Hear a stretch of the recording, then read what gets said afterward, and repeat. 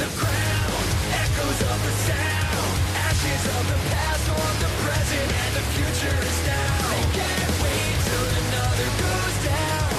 I am the path of destruction, and I'm here right now.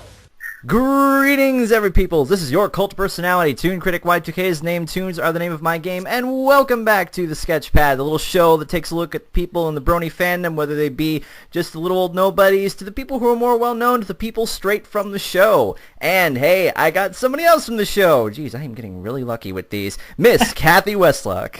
Hello, every pony. It is such an honor to have you on here. I've followed most of your work for quite some time, and I have to say, you are one of my favorite voice actresses from the show. Oh, thank you. Spike thanks you, too. Yeah, thanks, man. You know what I'm saying?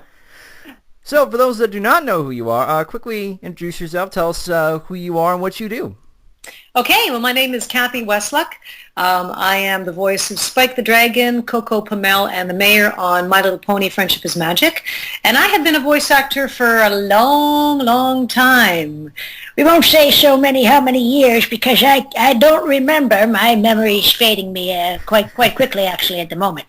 But I've been doing voice acting for a lot of years. And, yeah, My Little Pony is one that's taken off, and through it, we've had a chance to meet all of you, so it's a pleasure to be here. What got you into voice acting, and how long have you been doing it? I can't tell you. Yes, I can. I've been doing it for a long time. I've actually been voice acting for over 20 years now. Wow. So I've seen the industry, at least in Vancouver, and I am from Toronto, Ontario, Canada, actually. Good old Canada.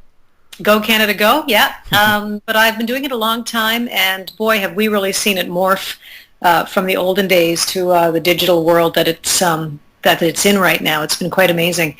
But the way that I got into voice acting was quite unexpected, because I didn't even know what voiceover was or meant, and I was working for the Canadian Broadcasting Corporation in Vancouver, and the host of the show, Jürgen Goth, who sadly passed away, actually, April 9th this year. It was very sad to hear that news. He was the one who encouraged me to consider a career in voice acting. So my thoughts to his family, too, when I have a moment here to take a second to send a tribute to him. And he really encouraged me and said, you should think about doing this. You have a good voice, and there's a world of commercials and cartoons out there, and due to Jürgen's encouragement, he gave me my first job, which was to do 21 commercials for Vancouver Centre Mall, and I did a whole host of crazy elf voices for Christmas commercials. So they were sort of like this, and hey, what's going on, you? And ooh, hey, what's happening? This kind of weird stuff. And so it was because of him that I considered it, and here I am today. I guess it takes care of the how did you make the leap to professional voice acting question. Yes, I guess so. Yeah. So I guess I can rephrase it a little bit. How did you make the jump to Friendship is Magic? Oh, well, My Little Pony Friendship is Magic, it was just one of the many series and projects that we get called for to audition for. So it was just one more project that came up in the spectrum of what we do as actors, the shows that we audition for. And so as with any other series that came up, I auditioned for the voices I thought I might be able to do. And lo and behold, ended up with cute little Spiky Wikey, and the rest is history. I bet you weren't expecting the fandom to take off like this. No, actually, we're quite surprised by the whole Brony thing, and are thrilled to see it has expanded to the numbers it has to this day. We didn't know what the Bronies were, who they were, what this phenomenon was, and it pretty much came as a surprise. And yeah, we were delighted to hear that there was a new demographic happening here. So, and now we get to meet all of you in person over Skype, and it's turned into one big happy family. So yes, you play Spike. It's been quite an interesting road from Season 1 to Season 5 right now. How do you think Spike has evolved over the years as a character? Spike started in my view as more of a baby dragon, as a little tiny boy dragon, but as his typical in the first 3 shows of any series, we establish, more clearly who this character is.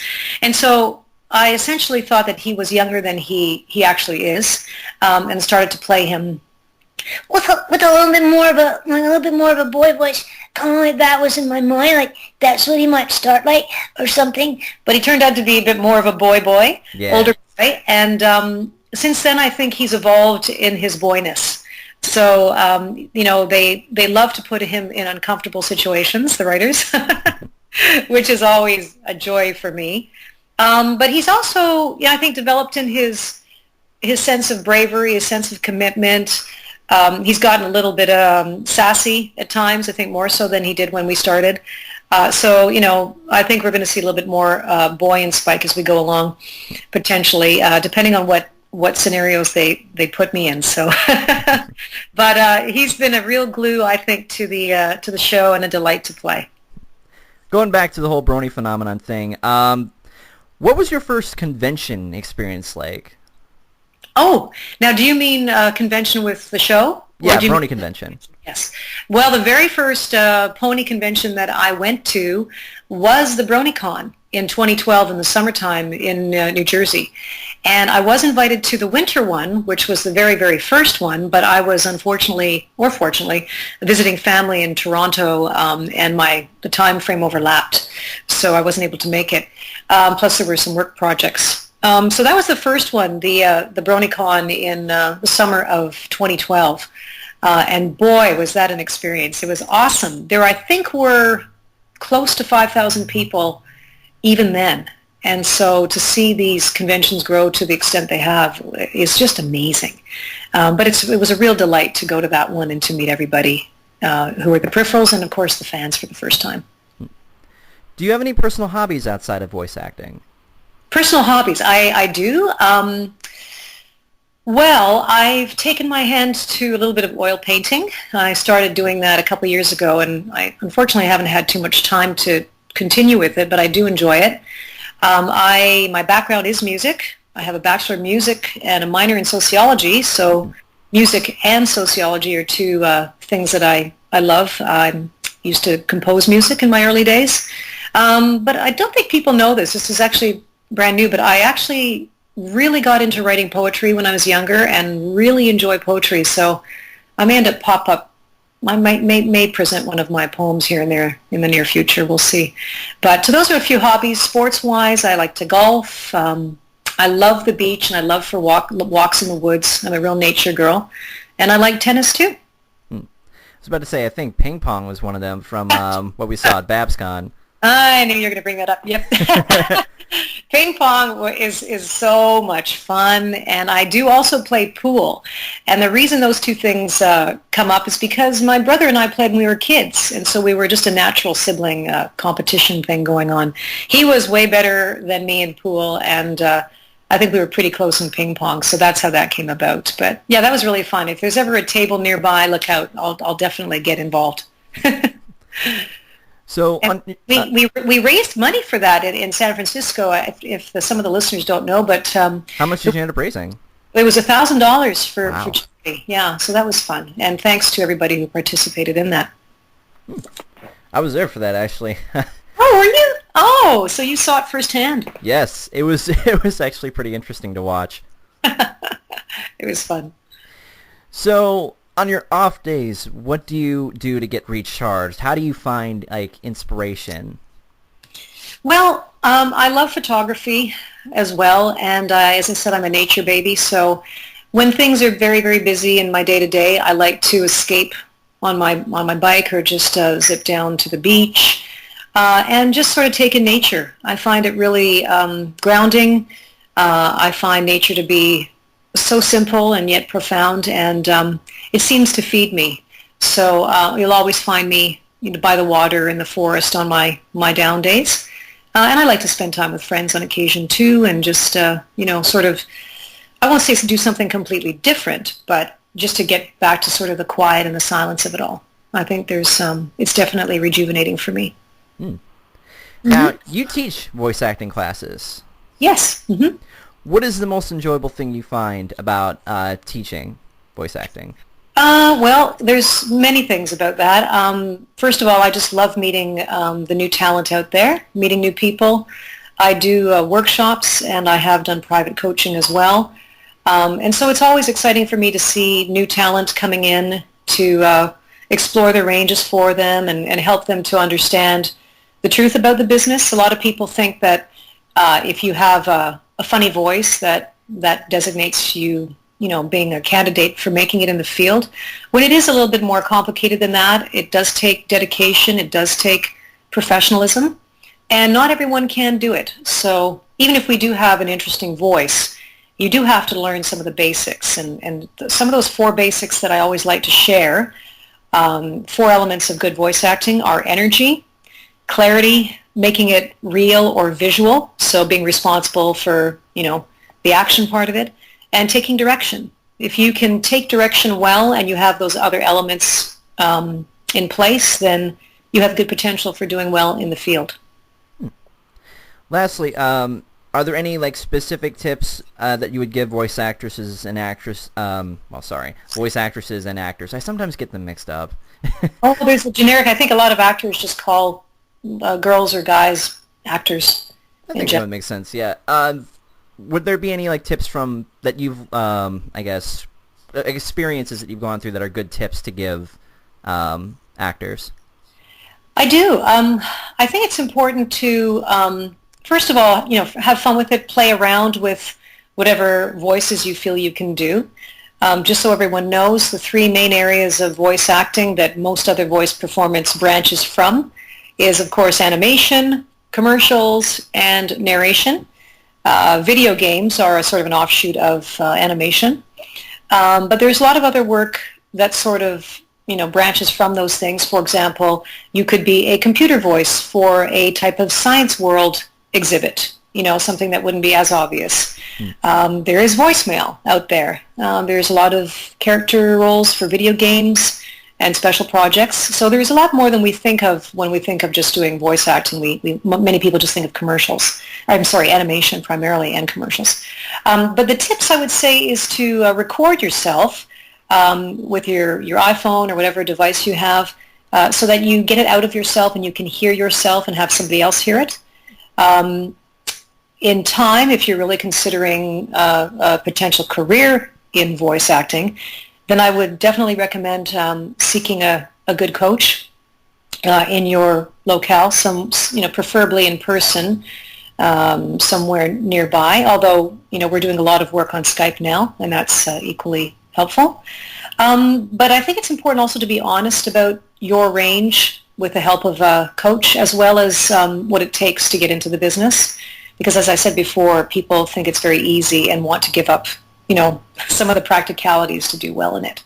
It's important to be able to fall back on other work because it's very unpredictable, and voice acting is definitely the acting field. So there is no predictability to it until even if you do well, you have to sustain that. So those are a few tips I would hand out. May I ask one last bonus question? That's sure. All right. Other than Spike, what I know you've done a ton of roles in the past. Besides Spike, what has been your favorite, favorite role other than Spike? Well, there have been so many because some of them are just fun challenges, and others, sort of have more weight with respect to the dramatic content. So I think I would say that one of my other favorite roles to have played was a character called Cyber 6, which was a lead character, a lead female role, which is quite rare for us women. But Cyber 6 was part human and part cyber. And it was a Canadian-Japanese co-production, TMS, the Japanese company, and NOAA, N-O-A, put the show together. And it ran for 13 episodes, and we were all disappointed because it was left with a cliffhanger, and it didn't continue. So we're secretly hoping that one day it may. Somebody start a Kickstarter. Let's get this thing going. I think myself and Mike Dobson, who's a buddy of mine in the industry, he played my love interest, Lucas, and both of our voices are still pretty much holding. So it would be fun to do another 13 of those. But it was a really unique show at the time. It was very dramatic. It was set in a type of European setting. The coloration of the animation at the time were, dark, grays, blues, purples, oranges. It was really interesting for the time, and I think a bit of a classic kind of show. So I encourage people to take a look at that if you want to get into more of a dramatic kind of cartoon. But that one would be one of my other favorites. And I think Crazy Shampoo from Ranma 1/2, which was an anime show, a lot of people like because my character was just so crazy. She was a Asian kind of warrior, and she was in love with the lead guy and just crazy. Her name was Shampoo. Hi, yeah, Ranma, take shampoo to date. So she was fun to do as well. I find it funny that so many VAs from Friendship is Magic have worked on anime. Yeah, absolutely. Well, most of us have done a lot of the different areas. We haven't just done animation either. I mean, anime and the Western shows. But there's also, as I say, the video games in animation as well, and then there's commercials and narration. So we basically, if you're a voice actor, you don't limit yourself to just one arena. You'll do as much as you're capable of doing, which also provides you with opportunities and helps you to be more flexible. So, yeah, I'm happy to be open to any work that comes my way and to the challenges that go along with it. Mm-hmm. All right. I think that nicely wraps everything up. Thank you so much for being here. My pleasure. All right, so is there any social media that you would like to promote? Well, I'm on Twitter, and so you can find me there with my odd comments and my photography and, what's happening with the show. It's been fun meeting everybody via Twitter, and there is so much more to come. All right. Yeah, definitely check out our social media, like, comment, subscribe to all this. And is there anything you'd like to end this off of as Spike, perhaps? I don't know, except, you know me, like I'm either looking for gemstones or helping out Twilight, so I just want to say thanks so much, everybody, for listening in, and keep watching the show, and yeah, hope we can meet more of you in person one of these days. Excellent. All right, excellent. See you guys in the next video. Thank you.